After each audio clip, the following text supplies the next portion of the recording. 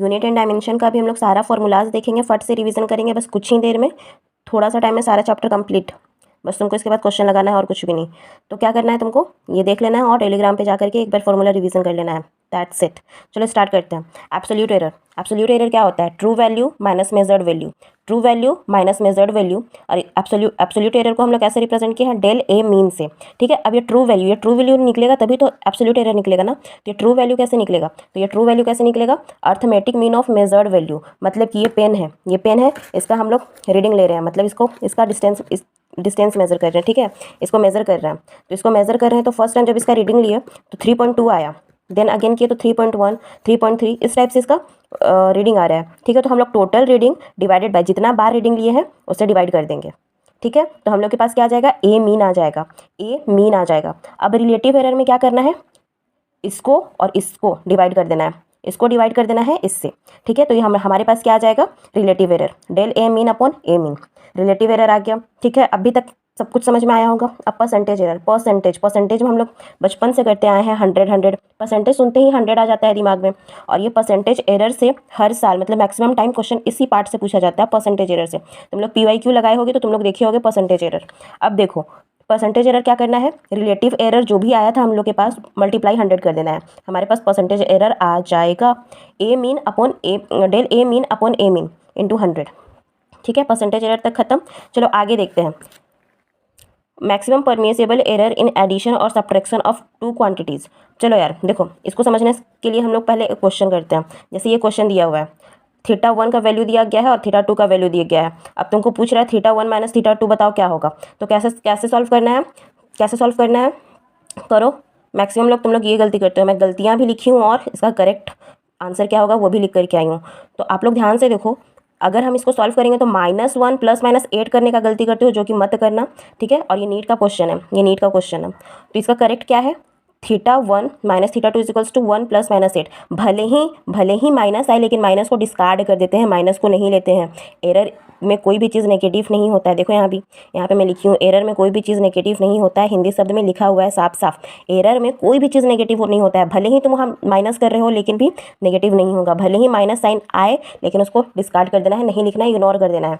Minus नहीं हो सकता है एरर कभी भी, ठीक है। उसी टाइप से सेकेंड क्वेश्चन ली हूँ, ये क्वेश्चन है θ1 माइनस θ2 बताओ इसमें, तो इस केस में भी यही होगा, माइनस नहीं होगा, ठीक है। भले ही माइनस करे लेकिन माइनस नहीं होगा। चलो आगे बढ़ते हैं।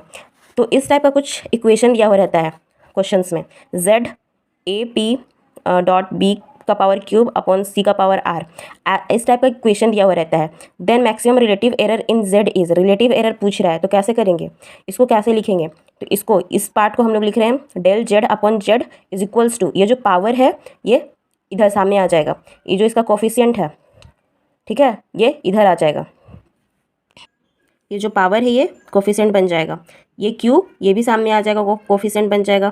आर ये जो डिवाइड में है ये भी प्लस हो जाएगा, डिवीजन भी एरर में क्या हो जाता है, एडिशन हो जाता है, प्लस हो जाता है। तो ये आर सामने आ जाएगा और डेल सी अपॉन सी लिख देंगे इसको। तो इस फॉर्म में हमको एरर को लिखना होता है, इस फॉर्म में हमको एरर को लिखना होता है, ठीक है।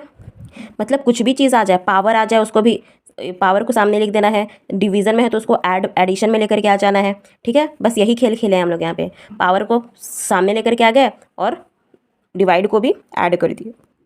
अभी हम लोग इसको रिलेटिव एरर के फॉर्म में लिखेंगे, ठीक है। एक क्वेश्चन देख लेते हैं, इसको हम लोग को रिलेटिव एरर के फॉर्म में लिखना है। तो कैसे लिखेंगे, del x upon x is equals to, ये जो पावर है ये सामने आ जाएगा, -3 डेल b अपॉन b, ठीक है। तो क्या ये सही है, नहीं सही नहीं है, ये माइनस नहीं हो सकता, ये गलत है। हम लोग कैसे लिखेंगे, del x upon x is equals to 3 del b upon b, ये करेक्ट फॉर्म है, ये करेक्ट फॉर्म है हमारा, ये नेगेटिव हो ही नहीं सकता। अभी हम लोग देखें एरर में कोई भी चीज़ नेगेटिव नहीं होता है, माइनस साइन है तो हम लोग क्या करेंगे, उसको डिस्कार्ड कर देंगे, उसको इग्नोर करेंगे, माइनस साइन नहीं लिखेंगे, दिमाग में डाल लो ये चीज़। चलो आगे, तो यहाँ पे को मैं करके दे दी हूँ नोट्स में तुम्हारा, और वहाँ पे एक्सप्लेन कर दी क्वेश्चन। चलो अब यहाँ पे कुछ इंपॉर्टेंट बातें लिखी हुई है जो मैं कब से बोल रही थी। Anything in error is positive, कुछ भी आ जाए एरर में, कुछ भी, वो हमेशा पॉजिटिव होता है। देखो तुम लोग नेगेटिव हो जा रहे हो लेकिन एरर खुद एरर है लेकिन भी वो पॉजिटिव है, समझ पा रहे हो इसका मतलब, तुम लोग को भी पॉजिटिव रहना है, सीखो कुछ इससे। इफ़ पावर अगर है फॉरवर्डेड, हम लोग क्या किए, पावर को फॉरवर्ड कर दिए, पावर को क्या किए, फॉरवर्ड किए ना, फॉरवर्ड, पावर को उठा करके सामने लाए। चलो इफ़ डिवीज़न, अगर डिवीज़न है तो प्लस कर दिए, हम लोग नीचे जो डिवाइड में था उसको ऐड कर दिए, किए थे अभी जस्ट। अगर मल्टीप्लाई है तो भी प्लस करो, अगर सब्ट्रैक्शन है तो कंसीडर ही मत करो। समझ में आ गया? इतनी बात समझ में आई है? बहुत अच्छे से समझ में आई है। चलो अब least count of vernier scale देखते हैं। इसका फॉर्मूला होता है least count of vernier scale is equals to 1 MSD upon total number of vernier scale division. MSD क्या है? Main scale division. ठीक है, मेन स्केल डिवीजन में 1 मेन स्केल डिवीजन और जितना भी उसमें वर्नियर स्केल डिवीजन होगा उसका टोटल से उसको डिवाइड कर देंगे, तो हमारे पास क्या आ जाएगा? List count of vernier scale. अब लिस्ट काउंट ऑफ स्क्रू गाज का फॉर्मूला क्या होता है? 1 पिच। 1 पिच क्या मतलब? 1 पिच का मतलब वो दोनों का डिस्टेंस या फिर वो दोनों जितना घूम रहा है, जितना रोटेट कर रहा है उसके बीच का डिस्टेंस को हम लोग बोल रहे हैं 1 पिच। ठीक है, 1 pitch upon total number of head scale division, total number of head scale division. ठीक है, अब चलो ये सारी हो गई। स्क्रू गोज देख लिए, list count of screw gauge देख लिए, list count of vernier scale देख लिए। अब आगे अब हम लोग कुछ इंपॉर्टेंट डायमेंशन देखेंगे, ज़्यादा तो नहीं देख पाएंगे क्योंकि वीडियो बहुत लंबी हो जाएगी। तो ये सारा ना तुमको याद होना चाहिए और ये पूछा गया क्वेश्चंस का डायमेंशन है, तो इसलिए मैं यहाँ पे लिख रही हूँ। फोर्स का MLT-2, एक्सलरेशन का LT-2, वेलोसिटी का LT-1, वर्क और एनर्जी का डायमेंशन फॉर्मूला क्या होता है? ML2T-2, स्ट्रेस का क्या होता है? ML-3T-2। I hope this is useful video for you guys, क्योंकि मैं इस चैप्टर में सारा फॉर्मूलाज जितना हो सकता था सब कुछ कवर कराई हूँ। तो अगर तुमको ये वीडियो अच्छा लगता है तो प्लीज़ कमेंट करके ज़रूर बताना।